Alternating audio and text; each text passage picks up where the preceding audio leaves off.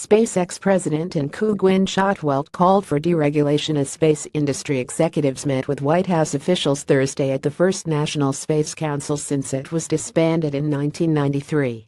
If we want to achieve rapid progress in space, the U.S. government must remove bureaucratic practices that run counter to innovation and speed, Shotwell said. With Vice President Mike Pence and other space executives focusing on the broader goals of American leadership in space, Shotwell honed in on the grittier regulatory details of the status quo. She says that SpaceX is working well with the Federal Aviation Administration. Yet she quickly gave a caveat, saying it requires heroics for vehicle operators to adjust rocket launch licenses. You have to basically apply for a new license if an operator makes a change like switching launch pads at a spaceport, Shotwell said. Among those in the audience was George Neild, leader of the FAA's Commercial Space Transportation Office, who told CNBC on September 13 that he is working to resolve the enduring conflict between aircraft and spacecraft. He said the FAA is targeting this integration, but the reality will be an evolution. SpaceX wants that licensing process streamlined so it can launch more frequently.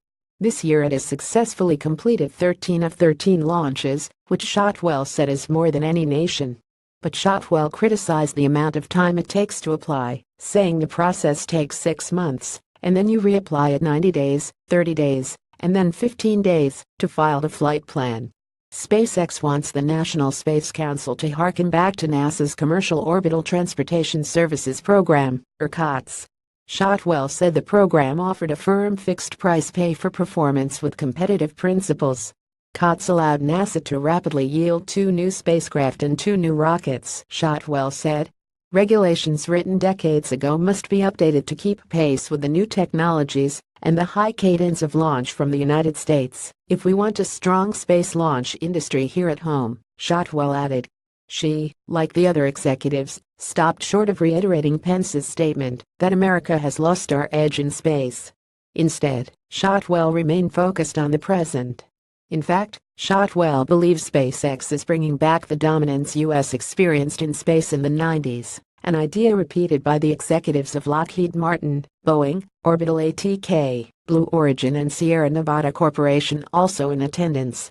America is out-innovating the rest of the world in space launch, Shotwell said.